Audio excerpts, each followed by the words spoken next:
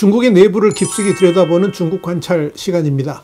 중국에서 단일 규모로는 사상 최대인 40억 건의 개인정보가 유출되는 사고가 발생해서 충격에 빠졌습니다. 이번 개인정보 유출로 중국의 금융기관은 물론이고 위챗과 알리페이의 정보까지 모두 털렸다는 점에서 이번 사태가 앞으로 어떻게 진전될지 관심이 집중됩니다. 이런 가운데 중국 내에서는 가장 재정이 건전하다는 상하이의 철도 공정그룹마저도 자금난에 휩싸이면서 중국의 경제 위기가 갈 때까지 갔다, 이런 판단들이 흘러나옵니다. 이 문제를 와이타임스가 짚어봤습니다. 지금 시작합니다. 홍콩의 성도일보는 10일 해외 보안 전문 매체 사이버뉴스를 인용해서 중국에서 단일 규모로는 사상 최대인 40억 건의 개인정보가 유출되는 사고가 발생했다면서 사이버뉴스팀은 최근 631GB 분량의 개인정보 데이터 최대 40억 건이 비밀번호 없이 노출된 것을 발견했다, 이렇게 보도했습니다. 성도일보는 이어서 유출된 데이터베이스 가운데 가장 큰 위챗 ID DB는 8억 500만 건 이상의 정보를 담고 있는데 위챗, 그러니까 중국판 카카오톡에 수집된 것으로 추정된다면서 두 번째로 큰 어드레스 DB에는 실제 주소 정보 7억 8천만 건이 담겼으며 세 번째 규모인 뱅크에는 신용카드 번호, 생년월일, 이름, 전화번호를 포함한 6억 3천만 건 이상의 금융 데이터가 포함됐다, 이렇게 밝혔습니다. 성도일보는 그러면서 연구팀은 이 세 가지 데이터 세트에만 접근하면 해커가 특정 사용자의 거주지, 지출 습관, 부채 및 저축을 알아낼 수 있다라고 지적했다면서 또 약 5억 7,700만 건의 정보가 담긴 위챗 인포라는 데이터베이스에는 위챗 통신 로고와 사용자 대화가 들어있을 가능성이 큰 상황이다, 이렇게 짚었습니다. 성도일보는 아울러 3억 건 이상의 자료가 담긴 ZFBKT_DB에는 쯔부파오, 그러니까 알리페이 카드와 토큰 정보도 포함되어 있다면서 해커가 인증되지 않은 계정에 대한 활성화를 시도하고 사용자 신원을 도용할 수 있다고 연구팀은 경고했다, 이렇게 전했습니다. 성도일보는 관련 연구팀의 견해를 인용해서 데이터베이스가 신중하게 수집 및 관리되어 왔다면서 거의 모든 중국 시민의 행동, 경제, 사회 데이터를 파악하는 데 악용될 수 있다고 분석했습니다. 이 정도면 사실 중국 사회를 완전히 뒤집고 남을 엄청난 양의 데이터가 유출되었다고 볼 수 있을 겁니다. 여기에 대해 사이버뉴스 팀도 이번에 유출된 데이터베이스는 거의 모든 중국인들의 생활 양식은 물론이고 사회적 행동, 경제활동 및 사회적 프로필을 구축할 수도 있는 엄청난 데이터라면서 유출된 데이터의 질이 방대하고 다양하다는 점에서 중국 전 국민에 대한 감시 및 분석까지 가능할 정도다, 이렇게 설명했습니다. 사이버뉴스팀은 이어서 ZFBKT_DB의 경우에 알리페이 카드 번호와 같은 3억 개의 레코드가 포함되어 있기 때문에 만약 이 데이터 유출자가 마음먹고 이 데이터를 활용한다면 무단 결제나 계정 탈취, 심지어 사용자 신원 도용까지 시도할 수 있을 것이라면서 만약 유출된 다른 데이터 세트와 결합하게 된다면 이는 사용자에게 엄청난 재앙이 될 수 있을 것이다, 이렇게 내다봤습니다. 이와 관련해 성도일보는 이미 데이터가 유출된 상황에서 피해를 입은 사용자가 스스로를 보호할 방법은 전혀 없다면서 중국 정부와 관련 기업들도 이 사건에 대해 아직 아무런 대응도 하지 못하고 있다고 밝혔습니다. 한편 대만경제일보는 피해자 가운데는 대만인도 포함되어 있다고 전했습니다. 이런 와중에 중국 내에서 재정 상태가 가장 양호하다고 알려진 상하이마저도 파산 조짐을 보이고 있어서 중국이 발칵 뒤집혔습니다.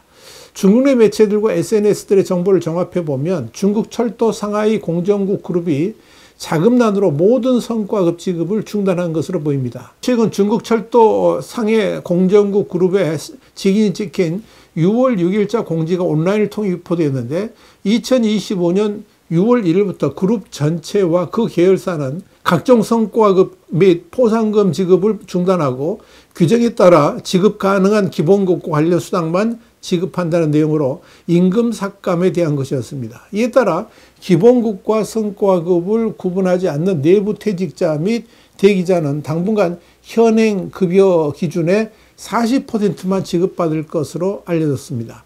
이에 대해 중국 내 매체들은 중국 건설업계 전체가 현재 엄청난 어려움에 직면해 있으며 이번 사건은 업계의 곤경을 보여주는 축소판일 뿐이라면서 국유 기업들조차 임금을 대폭 삭감하는 것을 볼 때 지금 중국에서 기업이 생존한다는 것이 얼마나 어려운지를 여실히 보여준다라고 짚었습니다. 특히 중국 철도 상해 공정국 그룹 사태가 눈에 돋보였던 것은 중국 내의 31개 성시 중에서 상하이만 재정 흑자를 기록하고 있는 것으로 알려져 있는데, 그런 상하이마저도 공무원들에 대한 임금 삭감을 할 정도라는 점에서 충격은 더 컸습니다.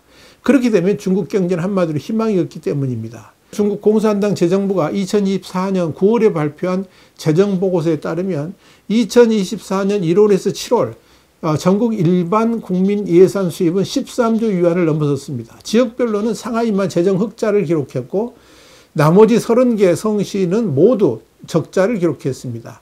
이에 따라 재정부를 비롯한 6개 부처는 사회기반시설 사업을 제한하는 문건을 발표하기도 했습니다. 사회기반시설 작업이 재정 적자를 내는 주요 원인이 되기 때문입니다. 그런데 이 중국 철도 상해 공정국 그룹 사태를 계기로 눈여겨볼 점은 이 중국 내 지하철이 고속철도와 함께 이 중국 경제를 병들게 만드는 블랙홀이 되고 있다는 점입니다.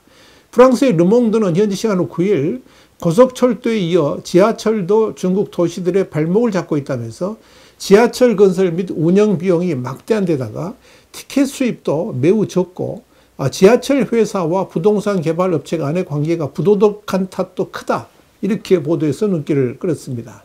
르몽드는 이어서 최근 중국 금융매체와 많은 전문가들은 28개 중국 지하철 회사의 총 부채가 무려 4조 3천억 위안에 달한다는 사실에 놀라움을 금치 못했다면서 많은 중국 도시들이 도시의 현대화와 위상을 상징하는 깨끗하고 냉방시설이 완비된 고도로 자동화된 지하철 건설 경쟁에 뛰어들고 있지만 지하철은 건설 및 운영 비용이 매우 높아서 도시의 큰 부담이자 블랙홀이 되었다라고 짚었습니다.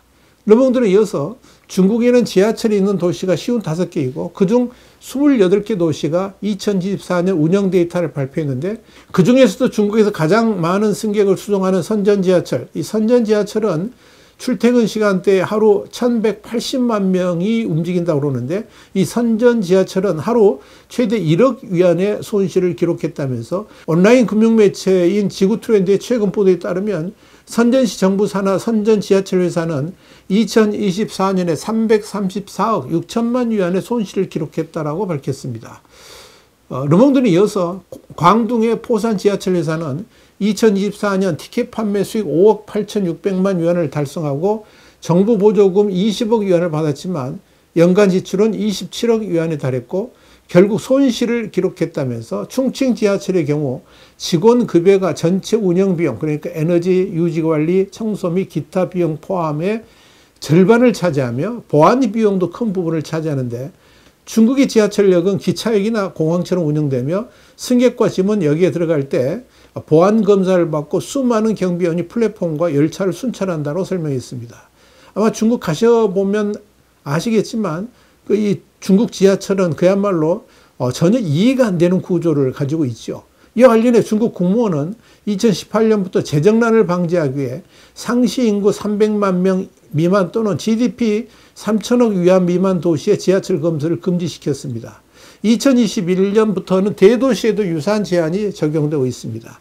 이미 지하철 시스템을 갖추고 확장에 필요한 충분한 재원을 갖춘 도시를 제외한 모든 도시는 신규 지하철 노선 건설이 금지되고 있습니다.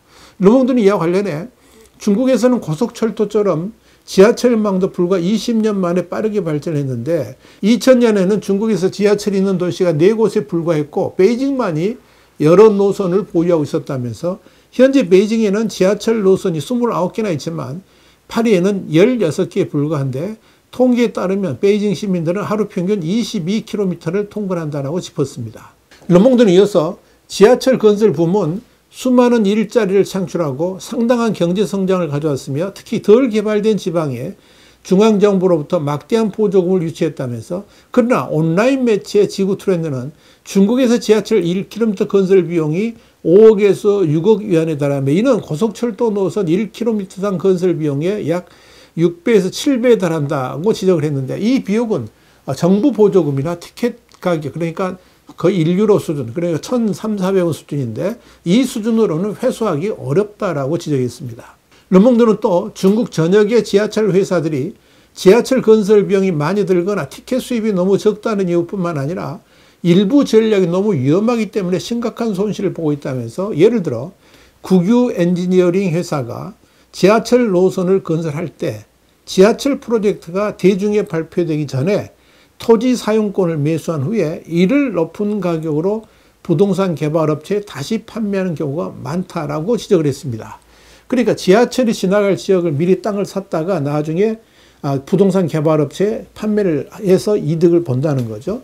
르몽드는 실제로 선전에서는 지하철 회사가 2016년 중국 2위 부동산 개발업체인 완커의 대주주가 되기도 했는데, 그러나 2020년부터 부동산 위기가 닥치면서 선전 지하철 회사는 완커에 149억 위안을 재투자해야 됐다면서, 포산에서는 지하철 3호선이 인구 50만 명의 도심 지역을 우회하여 외곽의 미완성 공사 부지를 우회적으로 활용을 했고, 닝보에서는 지하철 종점이 사실상 버려진 넓은 농지에 위치하기도 했다라고 짚었습니다. 이렇게 부동산 개발 회사와 지하철 공사 업체 간의 부패가 얽힌 담합 때문에 이 지하철 관련 회사들의 경영 상태는 나빠질 수밖에 없다 하는 것이 르몽드의 지적이었습니다. 이렇게 중국은 부패의 사슬이 얽히고 설켜 있다 보니까 지하철마저도 적자의 늪에 시달리면서 결국 중국 경제를 망치는 원흉이 되고 있는 겁니다.